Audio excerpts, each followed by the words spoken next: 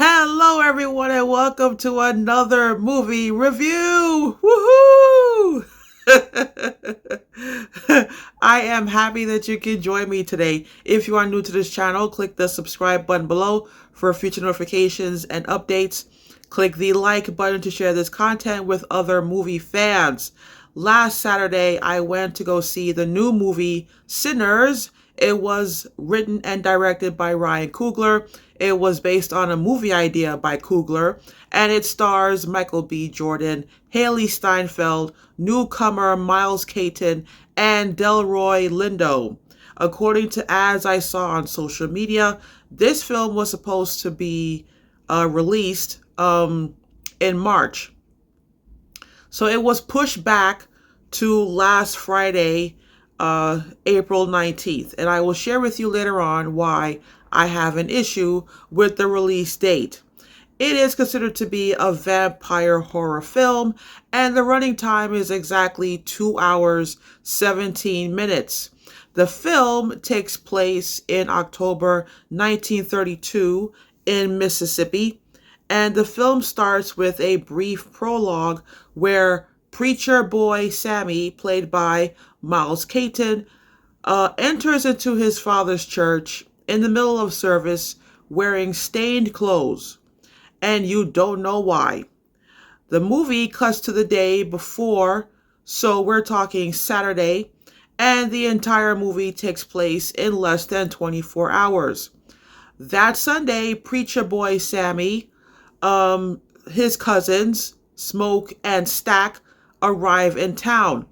Now, Smoke and Stack are twins, and they are played by Michael B. Jordan. And you find out they moved to Chicago, used to work for Al Capone, and after 7 years, they decided to move back home. Now, they were unhappy up in Chicago, but they came back with a lot of money. So their plan is to buy a piece of property and open a juke joint. So the first half of the film, you are following preacher boy Sammy while Smoke and Stack hire people they know to help them open the joint. Meanwhile, there is a growing threat of vampires in the town. The second half of the film mostly takes place after sundown, after the twins' grand opening of the juke joint. And this is where the living and the dead slowly collide. Okay, so I am going to give this film 4.5 out of 5 stars. I am not giving this movie 5 stars because there are a couple of decisions Ryan Coogler made when it came to the story that I disagree with. But I won't share it here because I want to keep this review spoiler free and as tight and short as possible. What I will comment on is the third decision. That is probably made by the studio, so I won't hold it against the filmmakers. The release date was a terrible idea. It is a horror film, and I was not in the mood to watch a horror film of this nature during the Easter weekend, which is why I did not see it on opening weekday. And that is out of the ordinary for me because if I am interested in a movie and I make my decision by how I feel about the trailer, usually I see it on opening day. But I went to church on Friday. I went to church Friday afternoon, so I was not in the mood to watch Sinners on Good Friday. A second reason why the release date is a bad idea, and this leads to the good news I have about this film. This film is Oscar worthy. Therefore, if you release the film during the Halloween season, that would coincide with the Oscar fall season. So the question now is, will this film get an Oscar buzz? And will the Academy remember it when we get to the end of this year? I'm watching this movie and I see some deserving nominations. The two that stuck out for me after watching the movie, this film deserves a nomination for Best Sound and Best Original Score. the musical score is flawless from start to finish. It deserves both an Oscar and a Grammy in 2026. No lie. The next two nominations that I'm thinking about, Michael B. Jordan for Best Lead and Haley Steinfeld for Best Supporting Actress. Look, Smoke and Stack are twins with two different personalities. And not every actor can pull that off playing a set of twins that are not entirely identical. The last actor I saw do that was Leonardo DiCaprio back in 1998, The Man in the Iron Mask. Remember that movie? Yeah. Where he played King Louis and his brother Philippe. Guess what, folks? That was 27 years ago. Okay? Again, to pull that off is very rare. And so to me, Jordan deserves a nomination. And if he does not get one, I will consider that to be robbery. Sorry, but that's what I see.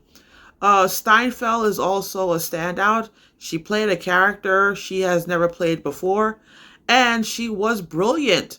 Miles Caton, who plays Preacher Boy Sammy, was a standout. However, he's a newcomer, so I don't think he'll be able to get nominated because the Academy is probably waiting for him to do more work and to see what kind of actor he turns out to be. Delroy Lindo, he played a blues musician named Delta Slim. Great nickname. And he's an old friend of Smoke and Stack. In the past, a lot of people feel that the Academy has ignored Delroy Lindo. I would agree with that too. I think he's one of the greatest actors alive today. And he too, again, he was a standout in this movie, which leads to my next point.